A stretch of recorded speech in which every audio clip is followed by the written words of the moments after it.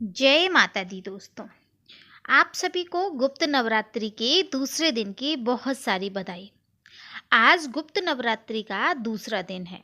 गुप्त नवरात्रि के दूसरे दिन माँ काली के स्वरूप महाविद्या तारा देवी की पूजा अर्चना की जाती है। तारा देवी को शमशान की देवी कहा जाता है। पौराणिक कथाओं के अनुसार जब समुद्र मंथन के समय भगवान शिव ने विषपान किया था, जिससे उनके शरीर में काफ़ी जलन और कई तकलीफ़ें हो रही थी, उस समय ऐसे में माँ काली के दूसरे स्वरूप तारा देवी ने भगवान शंकर को स्तनपान कराया। तब जाकर विष की जलन शांत हुई। तारा देवी माँ काली का ही रूप है। तारा देवी नर मुंड की माला पहनती हैं और इन्हें तंत्र शास्त्र की देवी भी माना जाता है। इनकी पूजा से सारे कष्ट मिट जाते हैं। तारा देवी के भी तीन रूप हैं, उग्र तारा, एक जटा और नील सरस। आइए जानते हैं तारा देवी की कथा। प्रेम से बोलेंगे तारा देवी की जय। पौराणिक मान्यताओं के अनुसार देवी तारा की उत्पत्ति मेरु पर्वत के पश्चिम भाग में चोलना नदी के तट पर हुई है। हयग्रीव नाम के दैत्य के वध हेतु देवी महाकाली ने ही नील वर्ण धारण किया था। सर्वप्रथम स्वर्गलोक में रत्नदीप में वैदिक कलोक्त तथ्यों तथा वाक्यों को देवी काली के मुख से सुनकर शिवजी अपनी पत्नी पर बहुत प्रसन्न हुए। शिवजी ने महाकाली से पूछा, आदिकाल में अपने भयंकर मुख वाले रावण का विनाश किया, तब आश्चर्य से युक्त आपका वह स्वरूप तारा नाम से विख्यात हुआ। उस समय समस्त देवताओं ने आपकी स्तुति की थी तथा आप अपने हाथों में खड्ग, नरमुंड, बार तथा अभय मुद्रा धारण किए हुए थे। मुख में चंचल जिह्वा बाहर कर आप भयंकर रूप वाली प्रतीत होती रही। आप का वह विकराल रूप देख सभी देवता भय से आतुर हो कांप रहे थे। आपके विकराल भयंकर रुद्र रूप को देखकर उन्हें शांत करने के निमित्त ब्रह्मा जी आपके पास गए। समस्त देवताओं को ब्रह्मा जी के साथ देखकर देवी लज्जित हो आप खड्ग से लज्जा निवारण की चेष्टा करने लगे।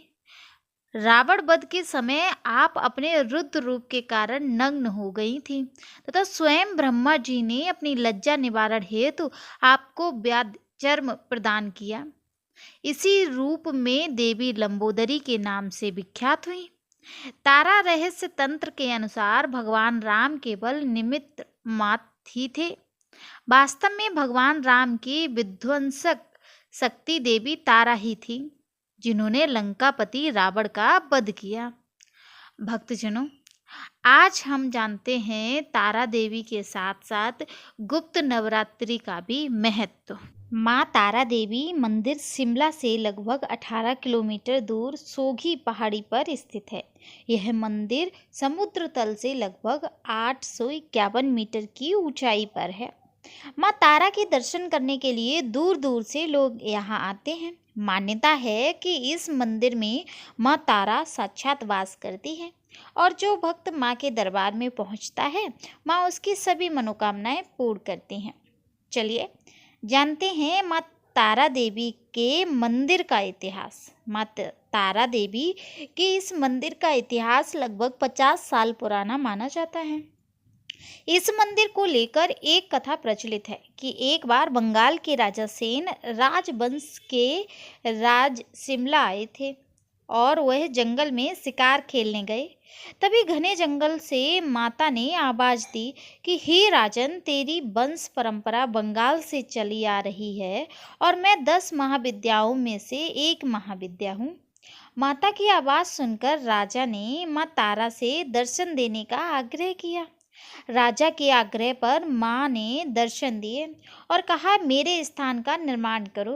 राजा ने माता की बात सुनते ही माता के स्थान निर्माण एवं रक्षार्थ 500 बीघा भूमि दान कर मंदिर का निर्माण करवाया। ऐसे हुआ पुनर्निर्माण। राजा सेन द्वारा मंदिर का निर्माण कार्य पूरा होने के बाद माँ तारा की लकड़ी से तैयार की गई मूर्ति को वैष्णव परंपरा के अनुसार स्थापित किया गया था। कुछ समय बाद राजा भूपेंद्र सेन के वंशज बलबीर सेन को भी सपने में तारा माता ने दर्शन दिए।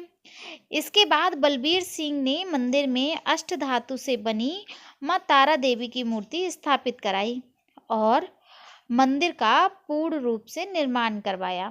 भक्तजनों, माँ तारा देवी की जो भी पूजा अर्चना करते हैं उनकी सभी प्रकार की मनोकामनाएं पूर्ण होती हैं।